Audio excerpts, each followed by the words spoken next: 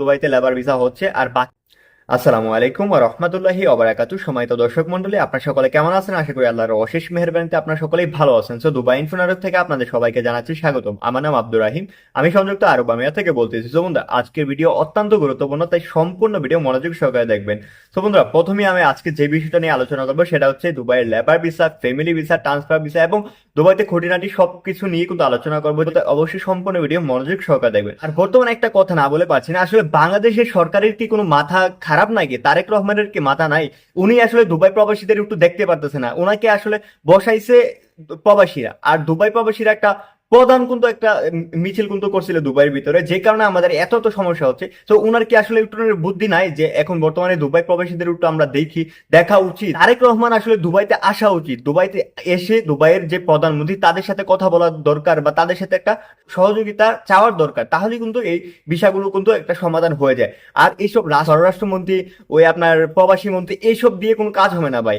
আপনাকে আমাদের বাংলাদেশের প্রধানমন্ত্রী তারেক রহমানকে বলবো যে আপনি দুবাইতে আসেন, দুবাইতে আইসা তাদের সাথে কথা বলেন এবং এইগুলোর একটা সমাধান খোঁজেন। অ্যাটলিস্ট আমরা যারা কিনা দুবাই প্রবাসীরা আছি, যারা কিনা ইতিমধ্যে দুবাইয়ের ভিতরে আছে, তাদের একটা ভালো একটা নিশ্চিত একটা জীবন দরকার, যে তাদের ভিসা জটিলতার যেন সমস্যা না হয়, এগুলো দেখা দরকার। নতুন করে মানুষ যারা আসবে তাদেরটা পরেই দেখেন, আগে ভিতরে যারা আছে তাদের নিরাপত্তা দেখেন, তারা যেন ভিসা জটিলতার না পড়ে, এটাই দেখেন। আজকের এই ভিডিওটা সর্বোচ্চ আপনি শেয়ার করে দিবেন। আমরা ইতিমধ্যে দেখতেছি যে অনেক ভালো ভালো কোম্পানিতেও নাকি আপনার ভিসা রিনিউ হচ্ছে না। সো এটা আসলে কি সমস্যা? আমাদেরকে কি আসলে দুবাই থেকে একদম তাড়িয়ে দিবে কিনা আমরা আসলে বুঝতে পারতেছি না, কি কারণে আমাদের জন্য আমাদের সাথে এই জুলুমটা করা হচ্ছে। এটা একদম জুলুম। মানে বর্তমানে যে ভিসা রিনিউ সমস্যা যে হচ্ছে, এটা কিন্তু নর্মাল ক্যাটাগরির যারা কিনা আছে, যাদের কোম্পানিতে কোনো ফাইন নাই, কোনো কিছু নাই, তাদের কিন্তু এই সমস্যাটা হচ্ছে।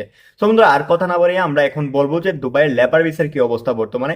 দুবাইয়ের লেবার ভিসা বন্ধুরা, এখন যে আপনারা শুনতে পাচ্ছেন যে দুবাই ট্যাক্সি, ট্রান্সগার্ড আর এমদাদ কোম্পানি, এইসব কোম্পানিতে কিন্তু দুবাইতে লেবার ভিসা হচ্ছে। আর বাকি সব কোম্পানি কিন্তু বর্তমানে বন্ধ, মানে লেবার কার্ড কিন্তু হচ্ছে না। শুধুমাত্র এই হাতে কোনো কয়েকটা বড় বড় কোম্পানি থেকে কিন্তু লেবার ভিসা হচ্ছে। আর ফ্যামিলি ভিসা আপনার বড় বড় যে কোম্পানিগুলোর মাধ্যমে, মহিলাদের স্পন্সরের মাধ্যমে কিন্তু আনতে পারতেছেন। তবে আপনার 4,000 দিরহামের উপরে হতে হবে আপনার স্বামীর স্যালারি, তাহলে কিন্তু আপনি আসতে পারবেন, আর অন্যথায় আপনি আসতে পারবেন না। আর ট্রান্সফার ভিসা বন্ধ। আর যারা কিনা দুবাইতে ইনসাইডে আছেন, যাদের কাছে ড্রাইভিং লাইসেন্স আছে, তারা দুবাই ট্যাক্সিতে অ্যাপ্লাই করতে পারবেন, বা ভালো ভালো কিছু ডেলিভারি কোম্পানিতেও আপনি ভিসা ট্রান্সফার করতে পারবেন। তবে ট্রান্সফার ডাইরেক্ট আগের মতো সরাসরি ট্রান্সফার করতে পারবেন না, আপনার ভিসা ক্যান্সেল করতে হবে। এটা কিন্তু একটা রিস্ক, 50% কিন্তু একটা রিস্ক থাকে। যদি আপনার ভিসা কোনোভাবেই যদি না লাগে, তাহলে কিন্তু আপনার সমস্যা হবে। তবে 100% নিরাপদ দিয়ে আপনি দুবাই ট্যাক্সিতে আপনার ভিসা লাগাতে পারবেন, যদি আপনার কাছে লাইসেন্স থাকে। আর নয়তো আপনার কাছে যদি লাইসেন্স নাই, আপনি ক্যান্সেল হয়েছেন, তাহলে আপনি এমদাদ কোম্পানি বা আরো কিছু কিছু ফ্যাসিলিটি কোম্পানিতে কিন্তু আপনি সরাসরি তাদের ইন্টারভিউর মাধ্যমে কিন্তু আপনি ভিসা লাগাতে পারবেন, শুধুমাত্র দুবাইতে। বন্ধুরা, এই হচ্ছে আজকের ভিসা আপডেট গুলো। আর আজকের এই ভিডিওটা সর্বোচ্চ আপনি শেয়ার করে দিবেন। এটা যদি আপনি না করেন, তাহলে আমাদের এই কথাগুলো আসলে কেউ বলতে পারবে না। তো আমার মাধ্যমে আপনার সকলের কাছে এটা ছড়িয়ে দিবেন, যেন সরকার অব্দি পৌঁছে যায় আমার কথাগুলো, এবং সরকার যেন একটা বিষয় যেন নেয় যে না, প্রবাসীরা আসলে অনেক কষ্টে আছে, তাদেরকে একটু আমার দেখা উচিত, দুবাইতে আসা আমার প্রয়োজন। তারেক রহমানকে আমরা বলবো যে আপনি দুবাইতে আসেন এবং দুবাইয়ের যে সমস্যাগুলো এগুলো সমাধান করেন। তো আজকের মধ্যে বিদায় নিচ্ছি। আল্লাহ হাফেজ, সকলে ভালো থাকবেন।